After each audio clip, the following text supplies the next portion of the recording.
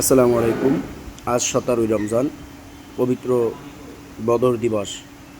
প্রত্যেক মুসলিমকে আজকের এই বদর দিবসের শুভেচ্ছা জানাই। ইসলাম তথা মুসলিম এবং কাফেরদের বিরুদ্ধে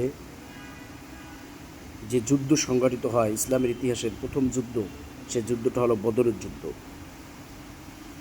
আজকের এই দিনে 17ই রমজান ইসলামকে সারা পৃথিবীব্যাপী সুপ্রতিষ্ঠিত করার জন্য কাফেরদের বিরুদ্ধে প্রথম এই বদরের যুদ্ধ সংঘটিত হয়, যেই যুদ্ধে মুসলিমদের নেতৃত্ব দিয়েছিলেন দু জাহানের বাদশাহ, শেষ নবী, বিশ্বনবী জনাবে মোহাম্মদ রসুল্লাহ সাল্লাল্লাহু আলাইহি ওয়াসাল্লাম, এবং কাফেরদের নেতৃত্ব দিয়েছিলেন তৎকালীন সময়ে প্রভাবশালী এবং ক্ষমতাশালী ব্যক্তি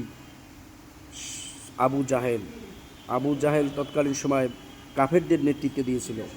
তো সেই জায়গা থেকে আজকে এই বদর দিবসের দিনে ইসলামকে প্রতিষ্ঠিত করার জন্য মুসলিমদের যে কত বড় একটা বিজয় অর্জন, এই বিজয়টাকে আজকে আমরা মুসলিমরা ভুলে গিয়েছি। এই দিনগুলোর কথা আমরা আজকে স্মরণ করছি না।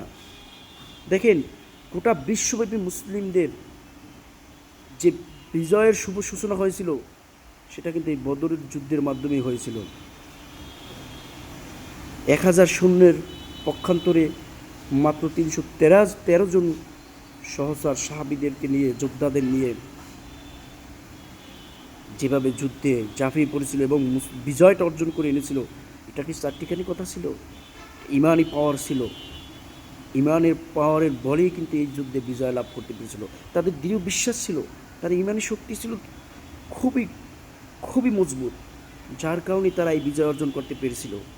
আজকে আমাদের ভিতর ইমান নেই, ইমানি চেতনা নেই বিধেই কিন্তু আজকে বিশ্ব মুসলিমদের আধিপত্য বিস্তার করেছে কাফেররা বিশ্ব মুসলিমদের পরে তারা কর্তৃত্ব চালাচ্ছে। এটা দুর্বলতা আমাদের ভিতরে, আমাদের ইমানি শক্তি, আমরা সংখ্যায় বেশি কিন্তু আমাদের ইমানি পাওয়ার খুবই কম, মজবুত নয় বিদায় আজকে আমরা কাফেরদের গোলামি করতেছি। দেখেন আপনারা, আজকে মুসলিমদের ভিতরে প্রায় 90% মুসলিম আছে যারা আরবি দিনগুলোর কথা জানে না, আরবি মাসগুলোর নাম জানে না। তারা আরবি যে দিনগুলো, যে স্মরণীয় ইসলামের যে স্মরণীয় ঘটনাগুলো, সেই ঘটনা সম্পর্কে তারা এই বিষয়ে কোনো সম্যক ধারণা নেই তাদের। এটা কি হয়? এটা অ্যাজ এ মুসলিম হিসেবে আমাদের ইসলাম সম্পর্কে নলেজ থাকা উচিত ছিল। ইসলামের কখন কি হয়েছিল, ইসলাম কোন পর্যায়ে এসে পৌঁছেছে, ইসলাম কখন, ইসলামের সমানভাবে কখন শুরু হয়েছিল, মক্কা বিজয় কখন হয়েছিল, বদরের যুদ্ধ, উহুদের যুদ্ধ, এই যে যুদ্ধগুলো, এই যুদ্ধে কতজন মুসলিমের সৈনিক ছিল, পক্ষান্তরে কাফেরদের কী সৈন্য ছিল, কারা জিতছিল, কারা হেরেছিল, এই বিষয়গুলো আমাদের জানা দরকার ছিল। কতজন মুসলিম শহীদ হয়েছিল, পক্ষান্তরে কাফেররা কীভাবে পরাজিত হয়েছিল, এই যে বিষয়গুলি, এই কনসেপ্টটা সম্পর্কে আমাদের আজকে ধারণা নেই।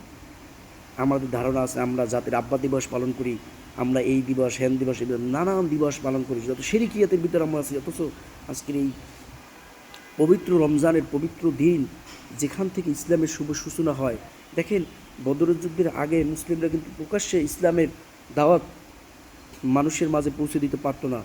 এই বদরের যুদ্ধে বিজয়ের পর থেকেই কিন্তু প্রকাশ্যে ইসলামের দাওয়াত পৌঁছে দিয়েছে। শুধু আরব বিশ্বে নয়, সারা গোটা আরব দেশে নয়, সারা পৃথিবী কিন্তু তখন ইসলামের জয় জয়কারে, ইসলামের সম্মান বাণী পৌঁছে গিয়েছিল। একটা সাহস ছিল তাদের ভিতরে, তাদের দৃঢ় চেতনা ছিল, তাদের ইমান মজবুত ছিল। আজকে আমাদের ইমান কোন পর্যায়ে গিয়ে দাঁড়িয়েছে, আমরা কোথায় আছি, কীভাবে চিন্তা করে দেখেন আপনারা। আমাদের ইমান কতটা দুর্বল, যার কারণে আজকে পৃথিবী কর্তৃত্ব চালাচ্ছে কাফেররা, বিধর্মীরা। আমরা মুসলিমরা শুধু নামে মুসলিম আছি, কাজে আসলে আমরা কিছুই না।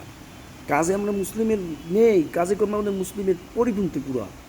শুধু নামে মুসলিম, আমার নাম মাফি, আমি মুসলিম আছি, নামে মুসলিম। আব্দুর রহমান, আবদুল্লাহ নামে, কাজে কোনো মুসলিম নেই। থাকলে এই ইসলামের দিনগুলোর সম্পর্কে দোয়া মোনাজাত হতো, এই বিষয়গুলো নিয়ে আমাদের একটা আলাদা সাংস্কৃতিক অনুষ্ঠান হতো। এই কালচারগুলো আমরা ধারণ করতেছি না। এই কালচার, ইসলামিক কালচারকে আমরা ভুলে গিয়ে আমরা পশ্চিমা কালচারকে ধারণ করেছি। ইসলামের দিনগুলো ভুলে গেলে আমরা জাতির আব্বার দিনগুলোর কথা মনে রাখি, জাতির আব্বা দিবস, জাতির অমুক পয়দা দিবস, অমুক ভালোবাসা দিবস, এইগুলো নিয়ে আমরা পড়ে আছি। এগুলো আমরা পড়ে থাকলে হবে না। ইসলাম সম্পর্কে জানতে হবে, মুসলিম সম্পর্কে জানতে হবে, মুসলিমদেরকে কীভাবে তাদের ইমানি শক্তি আর বৃদ্ধি করা যায়।